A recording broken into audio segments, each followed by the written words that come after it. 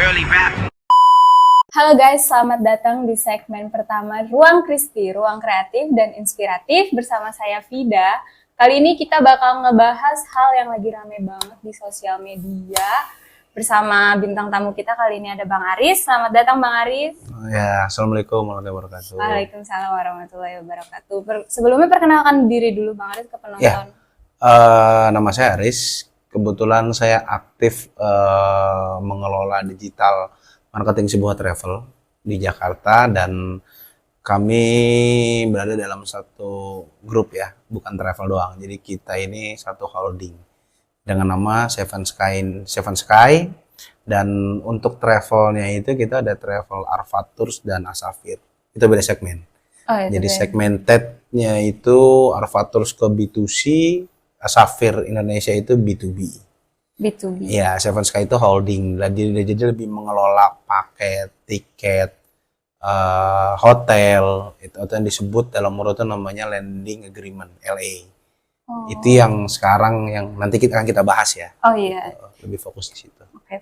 So, kalau boleh tahu, kalau Bang Aris ini mulai bisnis ini dari kapan? Kebetulan kalau di dunia umroh, haji dan umroh travel itu dari almarhum ayah itu dulu di Arab Saudi Airlines. Oh, Arab Saudi. Ya, di Arab Saudi Airlines dia bekerja, kemudian dari situ akhirnya ya kita belajar lah gitu kan tentang dunia travel. Fokusnya akhirnya karena Arab Saudi berhubungan dengan Saudi Arabia, jadi kita fokus ke belajarnya ke haji dan umroh.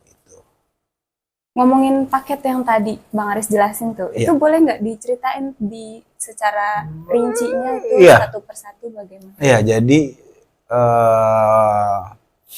dinamika yang terjadi saat ini di dunia umroh ya terutama ya, beda dengan leisure. Leisure itu kita bicara leisure itu bicara liburan, gitu kan. Jadi travel leisure itu travel liburan seperti wisata Turki, Dubai itu juga rame kan, biasanya dikombin dengan umroh.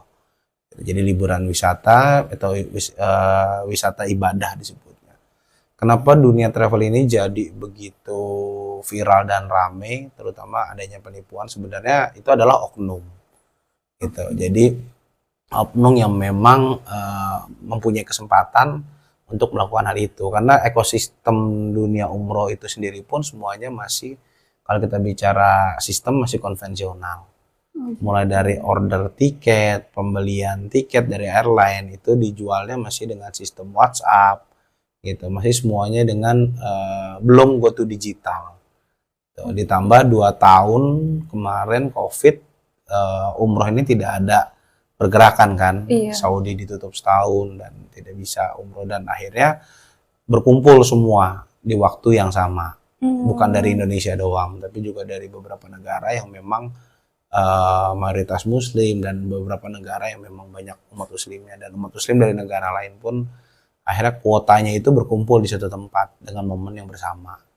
Jadi numpuk. Pertama itu masalah di hotel. Jadi kenapa hotel di sana itu rame dan sulit? Ya itu karena hotel di sana itu dikelola oleh beberapa pemain. Kan ada orang Mesir dan orang Malaysia. Nah, di sana disebutnya muasasa.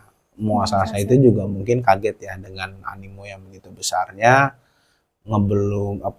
melonjaknya supply. Ternyata hotel sendiri di sana sendiri pun belum siap mungkin secara infrastruktur ya. Karena kan Saudi sendiri lagi pengembangan terus di Mekahnya, di Madinahnya. Jadi kalau kita bicara ke kasus yang lagi rame ya, masalah penipuan itu ramenya kemarin juga kita ngebantuin berangkatin yang memang ada kena tipu juga. Kalau yang kita dapat informasi dari internal itu banyaknya itu paling terutama di tiket. Jadi ada beberapa segmen orang melakukan penipuan, mulai dari tiket, mulai dari ada yang terlantar karena tidak dapat hotel. Kalau yang terlantar tidak dapat hotel itu bisa jadi terjadinya karena yang tadi saya bilang, lonjakan yang memang mereka tidak diprediksi sama mereka. Kurang prepare juga dari sana. Kurang prepare, karena kan biasanya kalau secara pembuatan paket umroh itu kita kan harus siap dulu paling utama tiket. Tiket pesawat, mereka siapin, mereka beli, mereka booking, nah nanti baru mereka cari jemaah. Biasanya seperti itu. Jadi dari tiket, setelah tiket oke, baru nanti kita akan order hotel. Hotel, jadi tiket, hotel, setelah hotel dapat, baru nanti kita akan lagi bicara dengan mutawif, dengan wisatanya segala macam itu. Jadi kenapa kita bilang tiket? Karena itu adalah pintu pertama orang ingin berangkat umroh. Tiket itu sendiri dari Saudi sudah punya ketentuan, tiketnya itu tidak bisa one way. One way itu sekali berangkat ya. Jadi tiketnya itu harus return, pulang pergi gitu. Kalau untuk visa sendiri sekarang sudah tidak jadi masalah karena visa itu sudah menggunakan sistem ya. Gitu. Visa bus itu atau kereta itu semuanya sudah menggunakan tasreh sekarang. Jadi sudah by system lah. Di Saudi sendiri pun sudah siap by system. Tapi memang kalau kita bicara kasus penipuan itu ya terutama kemarin ramainya di tiket. Jadi memang ada satu oknum lah ya, dan ada satu atau dua oknum yang memang yang melakukan penipuan tiket, dan itu tiketnya rilis, isut keluar tiketnya, tapi begitu jemaah mau berangkat tiketnya itu tidak bunyi di airline-nya, tidak bisa. Pas mereka masuk check in tiketnya nggak bisa bunyi gitu, jadi nggak keluar kalau penerbangan itu ada. Nah itu yang akhirnya jadi si travel ini tertipu oleh orang yang ngurusnya itu. Biasanya di travel itu kan ada pengurus tiketnya, ada LA-nya, itu timnya beda sendiri. Nah itu ketipu sama orang itu, entah dia beli lagi dengan orang lain. Nah disitulah ada beberapa oknum yang bermain. Tapi kan Saudi itu tadi yang Bang Aris bilang harus menerapkan tiket pulang pergi ya? Yeah. Itu kemarin ada yang kasus mereka bisa berangkat cuman nggak bisa pulang ke Indonesia, itu bagaimana? Dari itu jadi gini, akhirnya karena tadi saya bilang mungkin sudah terlalu menumpuk ya, si travel ini sudah kan gini, kalau travel itu kan jaminannya adalah jemaah berangkat dengan program dari pemerintah itu kan 5 pasti ya, pasti travelnya, pasti berangkat, pasti hotelnya, pokoknya semuanya pasti akan berjalan lah gitu si jemaah ini berangkat umroh, karena kan intinya ini orang mau beribadah. Akhirnya si travel ini mencoba untuk mencari jalan keluar gitu loh.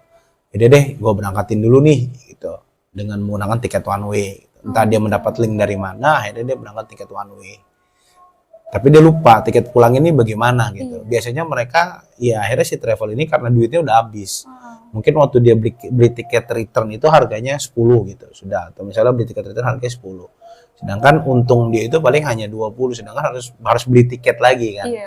Ya akhirnya untungnya udah habis, udah kergerus, dan dia nggak ada duit buat tiket pulang ya kan. Nah itu kan tapi tanggung jawab si travel. Itu akhirnya dari hal itu yang kalau saya lihat ya banyak hal sih gitu. Tapi kalau dari kita di industri pemain travel, oknumnya itu adalah dari awalnya itu adalah orang travel itu sendiri. Jadi ada oknum pemain tiket, dia muterin duit entah bagaimana, kita juga nggak tahu. Itu mungkin masih diselidiki ya dari pihak berwajib. Jadi memang dia membuat satu permainan atau satu game plan yang memang terlihatnya ini seperti orang order tiket benar, gitu. Dan itu benar kejadian karena kita juga dapat informasi dia isut tiketnya ternyata isutnya bohong, sampai dicek ke Ayu Berga yaitu GSE-nya Saudi Arabia pun ternyata itu juga isut bohong-bohongan gitu. Tapi tiketnya keluar benar. Iya. Itu yang mungkin masih diselidiki ya oleh pihak berwajib sampai di mana sih keterlibatan orang-orang ini. Itu kalau misalkan kayak penipu oknum-oknum gitu, dia punya target pasarnya kayak yang bisa ditipu nih siapa-siapanya. Kayak yang tadi saya bilang ya, dunia umroh ini kan lagi hektik banget ya, lagi happening lah. Apalagi sekarang lagi happening lagi tuh, yang lagi viral itu anak pesantren itu study tournya umroh. Study tour umroh. Ya itu lagi happening banget. Kebetulan ngoperate-nya dari kami. Ya jadi ada satu pesantren di daerah Garut namanya Darul Arkom. Itu mereka buat kelulusannya itu dengan study tournya dengan umroh, wisata umroh. Itu lagi happening banget, lagi viral banget sekarang gitu. Nah itu jadi industri yang memang masih semuanya konvensional, belum bisa trace by system, dan kayak beli tiket aja kayak kita beli mobil aja gitu. Itu loh, kita model percaya, kita beli semua orang nih gitu. Misalnya kita percaya kepada satu travel ini beli sama orang lagi. Nah, itu masih tangan ke tangan. Belum ada satu sistem kalau kita bicara di tiket itu namanya FIT ya. Itu kayak tiket.com, Iya, Traveloka, itu belum ada. Jadi untuk yang booking tiket itu belum, booking tiket grouping itu belum ada. Gitu. Jadi belum ada platform yang memang mewadahi itu. Itu. Jadi makanya akhirnya ya fraud seperti itu pasti terjadi, penipuan-penipuan itu ya. Karena memang marketnya lagi rame, orang dengan reason terutama yang pengen pergi haji, jangka waktunya lama kan, bisa 20 tahun, daftar sekarang dapat 20 tahun, masih ada sisa berapa tahun belum berangkat. Akhirnya orang memilih umroh dengan relatif yang biayanya lebih murah. Oke. Kalau untuk budget nih, kan kayak penipu-penipu itu ngasih budget harga di bawah rata-rata banget nih. Kayak kita tuh buat tahu kira-kira standar budgeting yang sekiranya wajar buat kita bayar umroh itu kira-kira ada di harga berapa sih? Kalau pemerintah sebenarnya waktu itu udah menentukan ya, di bawah 25 juta itu udah pasti nggak mungkin. Karena biasanya itu kalau umroh itu yang paling budget yang paling normal itu adalah sekarang 28 juta. Dengan bintang 3, hotel bintang 3, pesawat itu bisa menggunakan LCC, yaitu sekarang ada Lion Air gitu. Kalau mau pakai yang first class-nya bisa Garuda atau Saudi Arabia, atau bisa juga pakai pesawat lain kayak Emirates. Kemudian hotelnya bintang 3. Itu biasanya kalau kereta cepat yang mungkin nambah-nambah dikit plus Taif gitu loh. Itu 28 juta lah. Biasanya orang-orang jual segitu sih. Jadi kalau bicara budget ya udah pasti kalau misalnya sekarang di 20 juta nggak mungkin, karena harga tiket aja sekarang itu untuk saat ini ya, tiket per hari ini itu tiket paling mahal itu Garuda itu udah 16.500.000. Jadi nggak mungkin ya. Iya, berarti 18 juta di bawah 28 juta udah nggak mungkin. Iya, Belum udah hotel, belum visa. Nah itu jadi nggak mungkin. Makanya tadi kenapa saya bilang pemerintah sudah menentukan, jadi karena memang sebenarnya waktu itu pemerintah sudah mengantisipasi hal ini. Tapi namanya oknum kita nggak bisa, Iya, tidak balik lagi bisa ke oknumnya nggak bisa kita kendalikan ya Iya. hal itu. Kalau misalkan balik lagi nih ke bisnisnya Bang Aris, Iya. kalau kita pembayaran umroh nih ke bisnisnya Bang Aris itu include-nya apa aja sih? Kayak mulai dari tiket hotel, tiket pesawat. Ya, include di dalam sebuah travel itu pasti include-nya adalah tiket pesawat PP, hotel, Mekah, Madinah, terus biasanya tergantung add-on-nya. Add-on itu biasanya ada plus Taif, kota Taif itu kota apa kita Taif itu sejarah. Jadi sejarah tentang Taif, tentang Nabi segala macam. Terus plus Mutawif itu yang ngebawa setiap menyambut apa istilahnya yang nge-guide lah di sana. Biasanya ada tour guide-nya, ada TL-nya, tour leader-nya, plus bis, terus kalau mau ada kereta cepat biasanya add-on. Nah, itu semuanya biasanya include. Exclude-nya itu biasanya cost yang memang cost sendiri kayak laundry, telepon. Nah, itu exclude biasanya.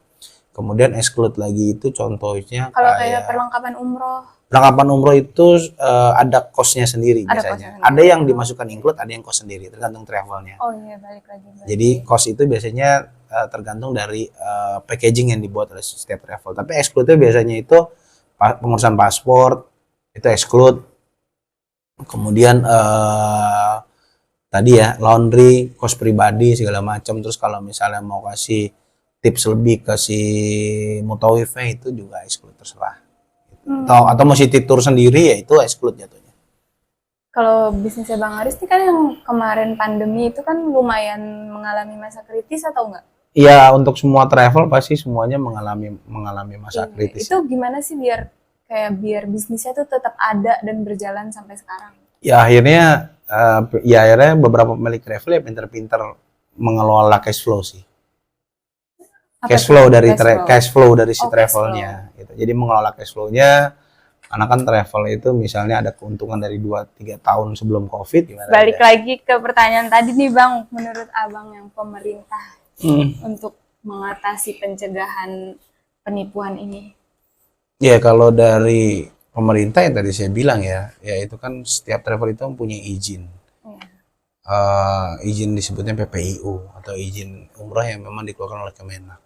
Jadi izin itu memang sudah mengikuti aturan dari pemerintah gitu loh, standarisasi. Jadi biasanya ya ada beberapa travel yang memang tidak punya izin, dia akan nempel ke yang punya izin gitu. Jadi yang memberangkatkannya itu travel yang punya izin.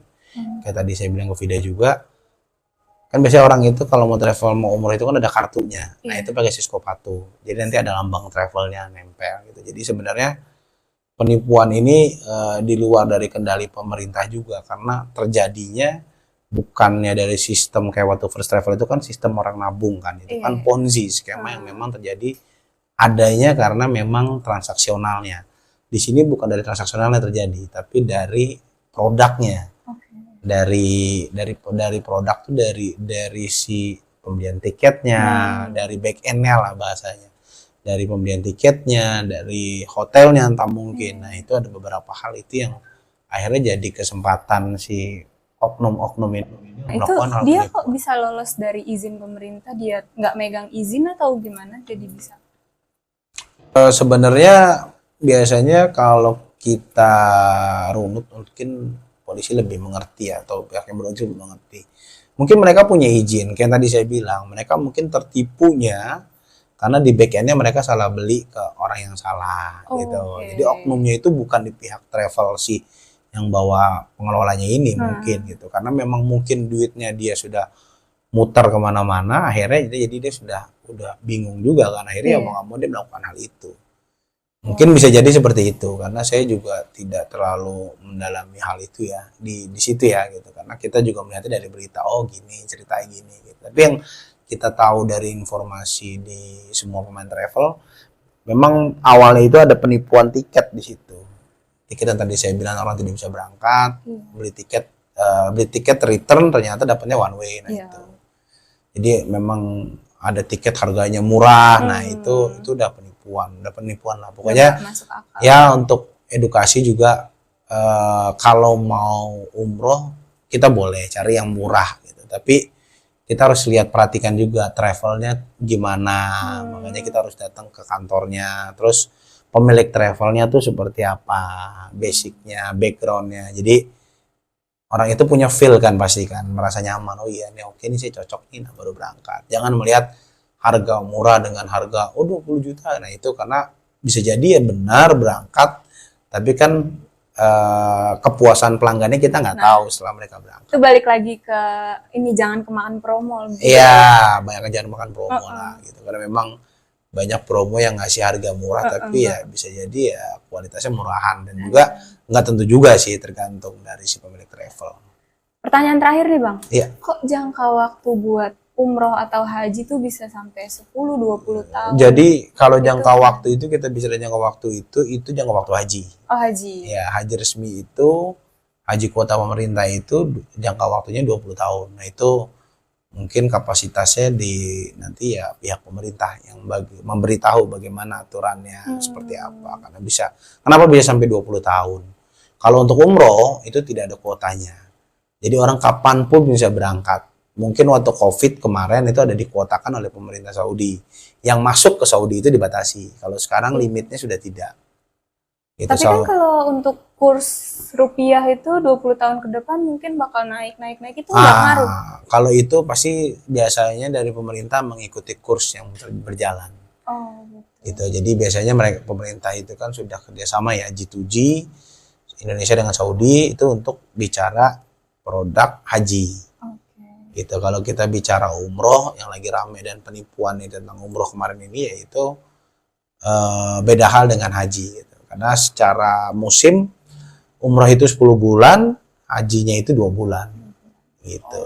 Jadi kita ini travel umroh kalau sudah musim haji ya nggak ada kerjaan, karena kan pasti orang fokus ke haji.